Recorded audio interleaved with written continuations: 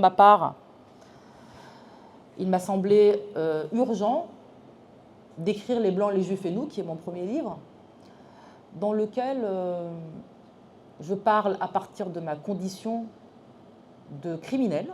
C'est comme ça que je me suis située dans mon livre. Je dis je suis une criminelle, je participe du crime, d'une certaine manière. Et je n'ai pas envie de perdre mon temps avec des faux mots, des mots qui nous éloignent de la vérité.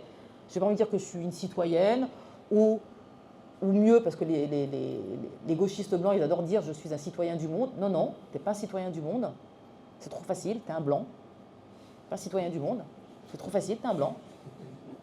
Qui a beaucoup de privilèges, et tu es un citoyen, et tu as un passeport qui te permet de voyager partout dans le monde. Mais les gens du Sud, ils ont des passeports qui les limitent dans leur déplacement. Alors pourquoi toi, tu as le droit de te déplacer, et les autres, ils n'ont pas le droit de te déplacer? C'est pas parce que tu es un citoyen du monde, parce que tu es blanc. C'est très différent.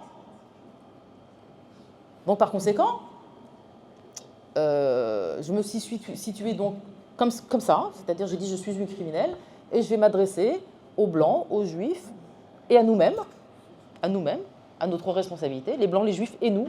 Je me suis adressée aux Blancs. J'ai dit, vous les Blancs, voilà qui vous êtes. Voilà qui vous êtes. Il est possible qu'on fraternise, et il faut qu'on fraternise, mais il faut changer les règles du jeu. C'est-à-dire qu'il faut abolir la race qui nous sépare et qui nous empêche de fraterniser, et qui m'empêche, moi, de vous dire frères et sœurs. Je ne peux pas dire avec ça. Je ne peux pas le dire.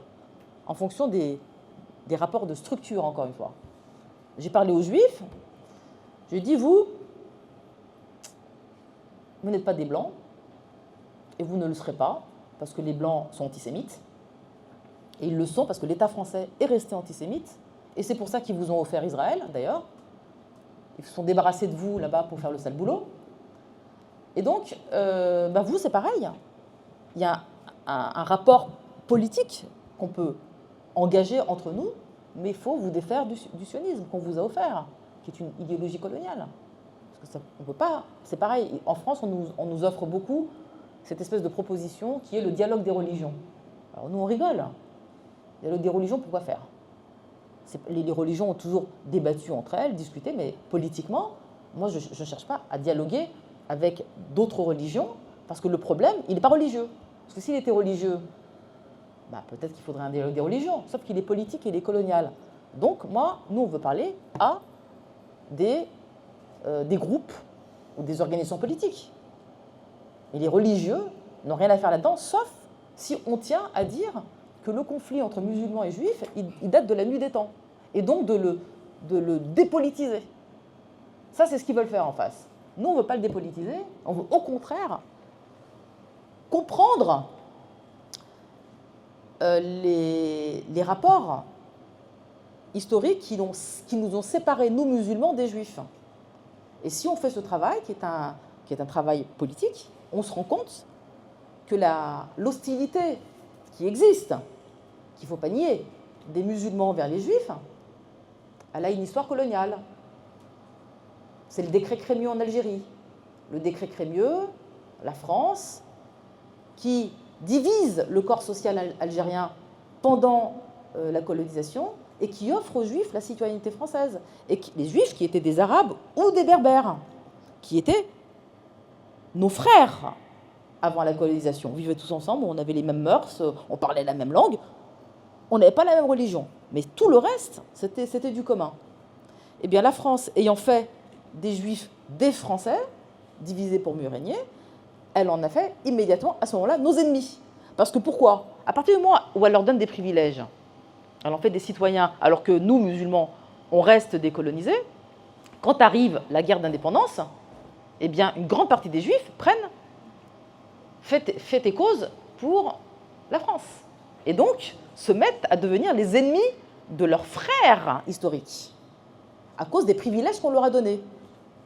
Donc, c'est ça, le début de l'hostilité. Ici, en France, on voudrait nous faire croire que nous, les musulmans, on est antisémites depuis la nuit des temps. C'est-à-dire qu'on est des nazis, comme eux, comme les Occidentaux, comme les Européens, qui, eux, ils ont génocidé les Juifs. Eux, ils ont réprimé les Juifs. Ils les ont persécutés pendant des siècles. pour finir avec la Shoah. Tout à fait. Ils voudraient nous confondre. Ils voudraient nous confondre avec eux. Et donc, nous affilier nos sentiments contre les Juifs, et qui existent, je le répète, à l'histoire du nazisme. Or, le travail décolonial, c'est pour ça que je disais tout à l'heure, c'est hyper important de revenir sur la pensée, ce qu'on écrit, la pensée théorique. Il a fallu que nous, on reconnaisse d'abord la réalité de l'hostilité, mais qu'on l'affilie à l'histoire coloniale et donc au décret Crémieux. Ça, c'est un. Ça, c'est la première raison de l'hostilité et de la séparation. La deuxième raison de l'hostilité et de la séparation, c'est la création de l'État d'Israël, puisqu'on a dépossédé les Palestiniens pour créer l'État sioniste. Eh bien ça, c'est la deuxième raison, parce que nous, on vient de l'histoire coloniale, spontanément, évidemment qu'on va être avec les Palestiniens. Eh bien ça, c'est la deuxième raison de la séparation. Mais il y a une troisième raison de la séparation. Et celle-ci, elle est franco-française. L'État français, il l'organise et il encourage le conflit et la division entre les communautés. C'est ce qu'il fait tout le temps, en privilégiant les uns sur les autres. Mais ça, c'est une organisation de l'État. C'est important de faire la différence entre ce que l'État organise comme rapports sociaux avec cette fausse idée qui serait, et qui est répandue chez nous, qui consiste à penser que c'est les Juifs qui sont en haut de l'État et qui sont là en train de tout manigancer. Non. Non. Ça, c'est penser comme ça, c'est penser de manière antisémite et c'est penser comme les Blancs racistes. Ce qui se passe dans la réalité des vrais rapports politiques et sociaux, c'est que l'État français, d'abord, n'a jamais intégré les Juifs à la blanchité, c'est-à-dire à la légitimité d'être français. Il les a toujours laissés à l'extérieur, d'où l'idée que les Juifs sont aussi une catégorie raciale, inférieure aux Blancs, mais supérieure aux Noirs et aux Arabes.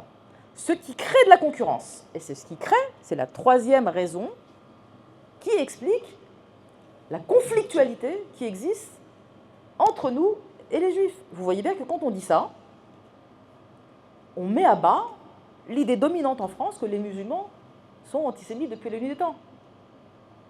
Ils sont hostiles à cause de cette histoire qui est une histoire coloniale.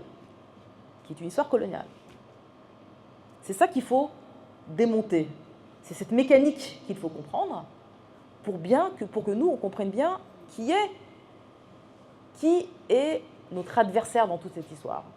L'État racial intégral que je présente dans ce livre et qui est pour moi une manière pour nous de nous outiller idéologiquement.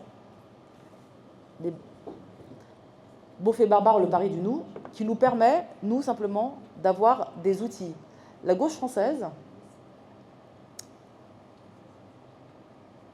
elle est très en avance sur nous parce que ça fait 100 ans, depuis l'émergence du marxisme, qu'elle peaufine et qu'elle aiguise ses armes pour penser la lutte des classes. Ils ont plein de théoriciens, ils ont plein d'intellectuels, ils ont une littérature prolifique,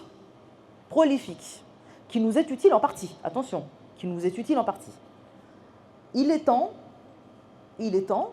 que nous nous dotions nous-mêmes d'une pensée politique avec nos outils. Tout ce que je viens de dire là, l'analyse que je vous ai faite depuis tout à l'heure, elle n'existe pas s'il n'y a pas des gens qui un jour se lèvent et disent « on a besoin de nos intellectuels organiques ». On a besoin de gens qui viennent et qui nous expliquent le réel du pouvoir. C'est quoi le pouvoir? Comment ça se passe? C'est quoi l'État? C'est quoi le système économique? C'est-à-dire qui nous donnent les outils pour nous battre et nous défendre. Et qui nous permettent d'être efficaces dans ce pays tel qu'il existe concrètement. Et donc, ce livre, Beaufait Barbare, le pari du nous, il a deux objectifs. Celui de déguiser nos outils d'analyse et donc de nous permettre de comprendre, par exemple, c'est quoi l'État, avec le concept d'État racial intégral. L'État racial intégral, c'est l'association de deux concepts. Celui d'un théoricien marxiste qui s'appelle Gramsci et qui a proposé son concept d'État intégral. Je la fais courte pour ne pas rentrer dans les détails, pour ne pas être trop compliqué. L'État intégral de Gramsci, c'est une manière de Gramsci de nous expliquer comment fonctionne l'État. Et il dit l'État, c'est jamais que les institutions, ce n'est pas que la police, l'administration, la bureaucratie. L'État, c'est aussi la société politique, les organisations politiques, les organisations syndicales, ça fait partie de l'État. Et il dit, l'État, c'est aussi la société civile, c'est-à-dire nous sommes l'État. Et il n'y a pas d'État, il n'y a pas un système, un État qui aujourd'hui est dominé par la bourgeoisie. L'État moderne est toujours dominé par la bourgeoisie capitaliste, sinon il n'y a pas d'État moderne. L'État moderne est toujours dominé par la bourgeoisie capitaliste, qui a besoin, comme je vous l'ai dit tout à l'heure, de ce type de structuration des rapports sociaux à des finalités d'exploitation, rien d'autre. Cet État, il ne fonctionne pas sans le consentement des organisations politiques. Et il ne fonctionne pas sans le consentement de la société civile. D'accord? Et c'est ça l'État intégral. Et Gramsci, il dit, si on veut en finir avec cet État, il faut que la société politique et la société civile rompent avec le lien qui les unit avec l'État capitaliste. D'accord? Et j'ai associé ce concept d'État intégral au concept d'État racial d'un autre intellectuel d'Afrique du Sud, il me semble, qui s'appelle Theo Goldberg, qui lui a mis en évidence l'existence de l'État racial. Il dit que tout État moderne est construit sur la race, sur le concept de race, sur l'exploitation de race. Pour qu'il y ait les États modernes, occidentaux modernes, c'est passé par un long processus qui a d'abord commencé par le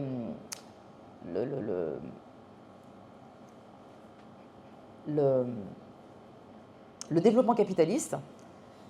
Le développement capitaliste qui s'est fait par, tout simplement, ce que vous connaissez tous, la fameuse découverte des Amériques, c'est-à-dire qui a commencé par le vol des terres aux Amérindiens, le génocide des Amérindiens et l'exploitation des Africains, que vous connaissez tous sous le nom d'esclaves. L'esclavagisme des premiers temps de la modernité occidentale, c'est ça qui a permis l'accumulation du capitalisme. D'accord?